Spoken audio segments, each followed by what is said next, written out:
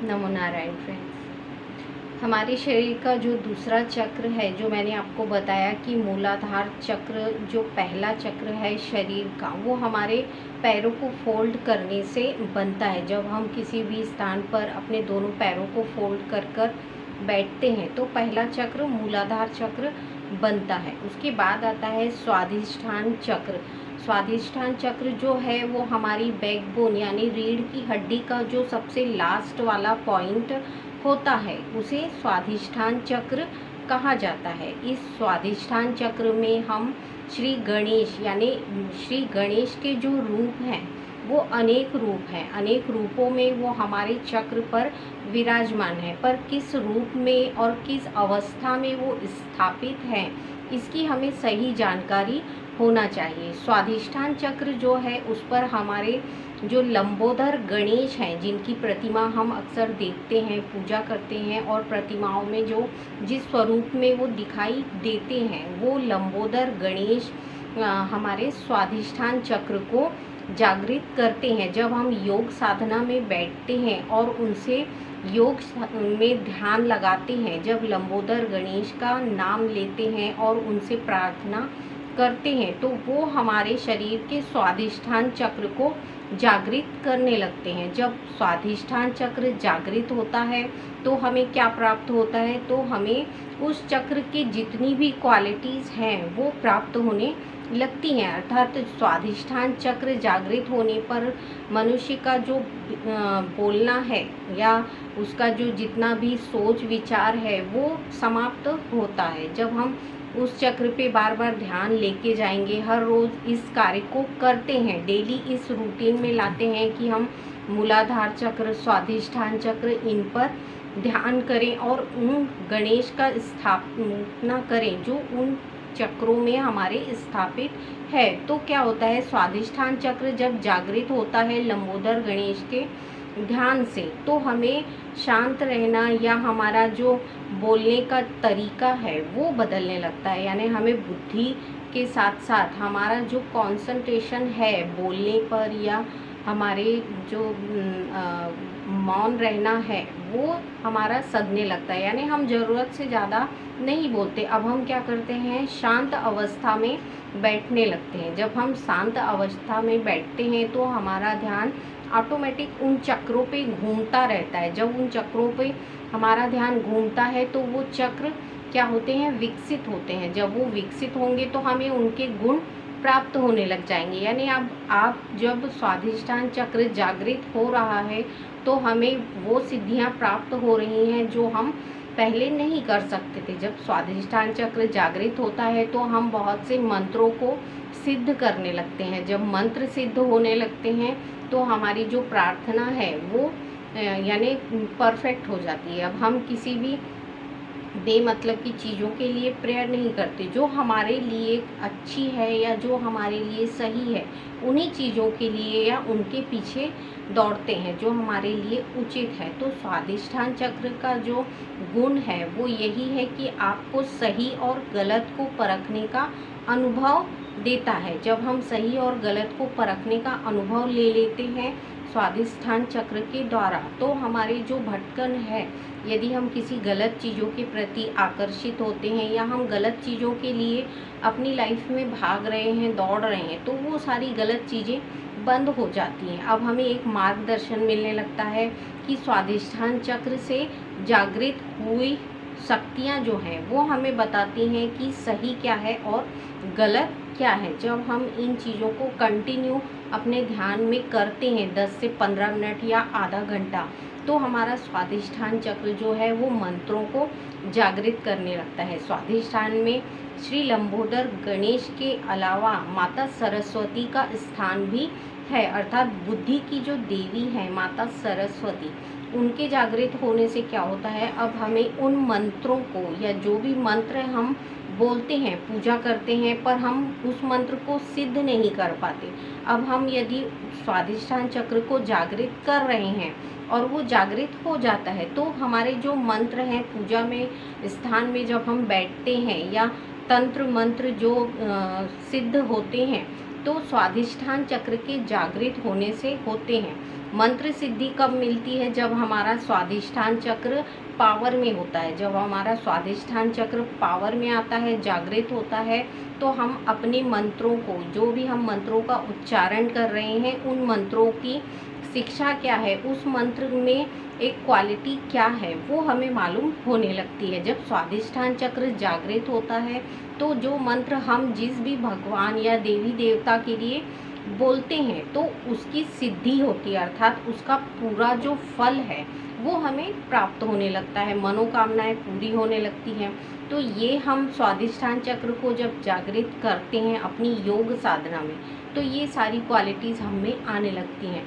हमारा पूजा पाठ या ध्यान में मन लगता है। कहते हैं मन यदि विचलित है आपका और भटकन है आपके शरीर में, तो आप किसी भी चीज़ को कंसंट्रेशन के साथ नहीं कर पाते। जब हमारा कंसंट्रेशन पावर बढ़ता है, स्वाधिष्ठान चक्र के द्वारा हमारा कंसंट्रेशन पावर भी बढ़ता है, बुद्धि और ज्ञान और मंत्रों को सिद्ध करने की एक जो शिक्षा है वो हमें मिलने लगती है। अब हम जो भी मंत्र बोलते हैं या जिस भी कार्य के लिए हम जिस मंत्र का प्रयोग कर रहे हैं तो वो सिद्ध हो रहे हैं। जब मंत्र सिद्ध होते हैं तो हमारी जो पूजा है या जिसके लिए भी हम मनोकामना करते हैं वो अच्छे से सिद्ध होती हैं और हमारे परिणाम जो होते हैं वो सफल होते हैं। तो हमें जब सफलता की ओर जाना होता है तो हम क्या करते हैं, स्वाधिष्ठान चक्र पे ज़्यादा ध्यान देते हैं। क्यों? क्योंकि हमारा जो स्वाधिष्ठान चक्र है वो शरीर का दूसरा और सबसे महत्वपूर्ण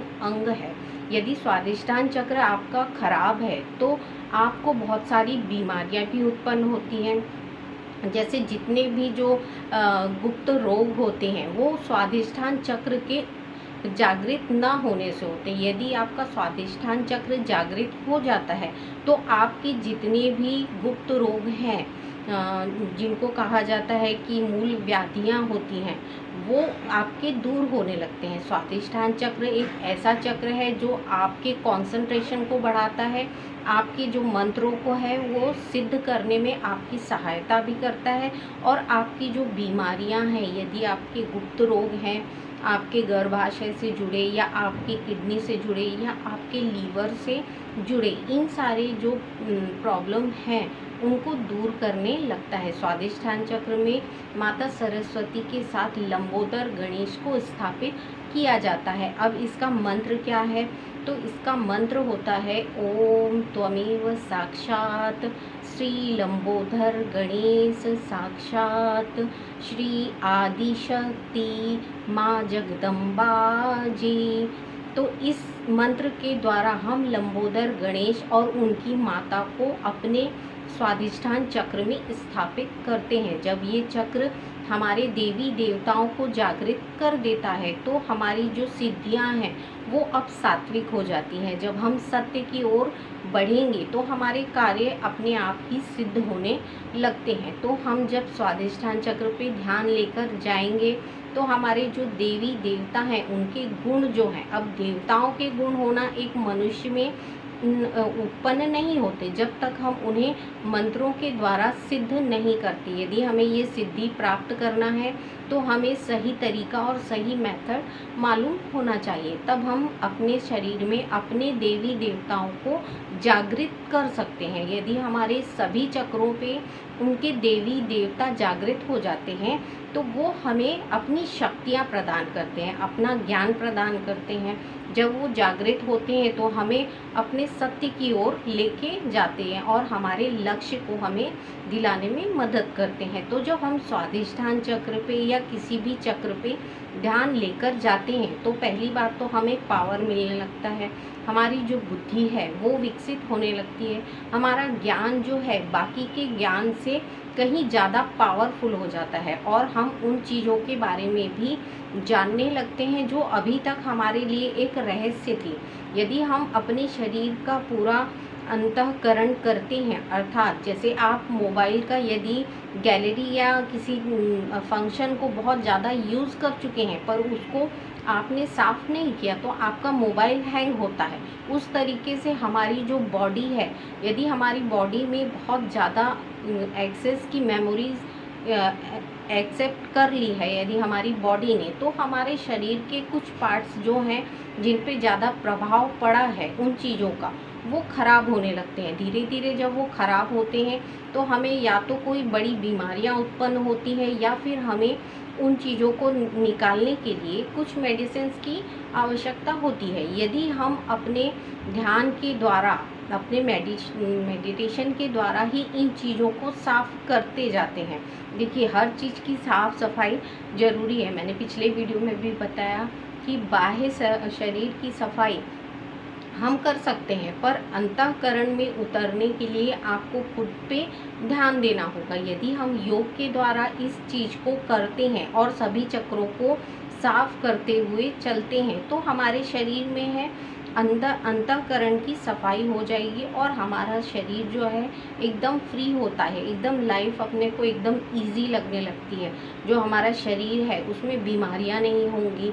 जब हमारे शरीर के अंदर बीमारियां नहीं होंगी तो वो सही तरीके से कार्य करना शुरू करता है। तो यही कहा गया है कि स्वादिष्ठान चक्र में आप ध्यान के द्वारा अपने मंत्रों को सिद्ध करिए। मंत्रों को यदि सिद्ध करने की शक्ति चाहिए, जितने भी तांत्रिक और योगी होते हैं जो अपने मंत्रों के द्वारा दूसरों के लिए सफलतापूर्वक कार्य करते हैं, वो सारे तांत्रिक तंत्र मंत्र करने वाले अपने स्वादिष्ठान चक्र पर ज़्यादा कंसंट्रेशन करते हैं, क्योंकि स्वादिष्ठान चक्र जो है वो एक बुद्धि का चक्र है। जब हम अपनी सिद्धियों को पाने के लिए किसी चक्र पर ध्यान ज़्यादा देंगे तो हमें वो चक्र अपने ज्ञान को देना प्रदान करता है। तब हम उन चक्रों के द्वारा अपने ज्ञान को विकसित कर सकते हैं। तो स्वादिष्ठान चक्र को जागृत करने का मेन उद्देश्य हमारा यही होता है कि स्वादिष्ठान चक्र में जितने भी गुण हैं, जितने भी पावर हैं,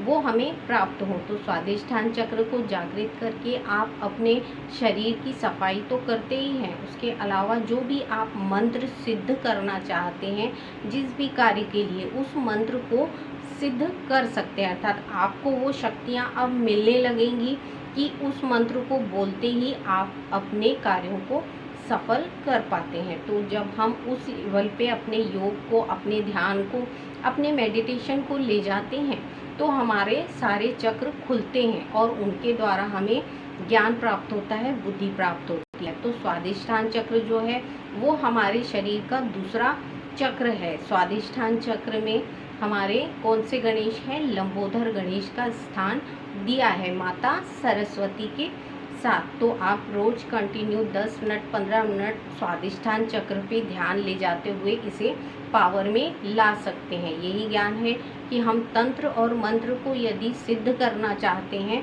तो अपने स्वादिष्ठान चक्र को जागृत करिए, तब आपको तंत्र और मंत्र की विद्या भी प्राप्त होती है। और ये सारी चीज़ें जो हैं, ब्रह्म मुहूर्त जब बताया है आपको कि सुबह उठते ही आप 4 से 6 के बीच में इस प्रक्रिया को करिए तो आपका स्वादिष्ठान चक्र जागृत हो जाता है। ब्रह्म मुहूर्त में जब शिक्षाएं मिलती हैं ब्रह्मांड के द्वारा, जो ब्रह्म शक्तियां हैं उनके द्वारा, तो हमारे चक्र जल्दी जागृत होते हैं। बाकी दिन भर में आप मेडिटेशन करेंगे तो उतना फल आपको प्राप्त नहीं होगा, पर हम कर सकते हैं यदि हमें सुबह उठने की हैबिट नहीं है तो। और 4 से 6 का जो टाइम होता है वो एकाग्रता के लिए बहुत ही बेस्ट टाइम होता है, जब हमें शांत माहौल में अपने शरीर को एकाग्र करके अपने सभी चक्रों को जागृत करना होता है। तो हम स्वादिष्ठान चक्र को यदि जागृत करते हैं तो हमें तंत्र मंत्र से जुड़ी सारी शक्तियाँ प्राप्त होती हैं।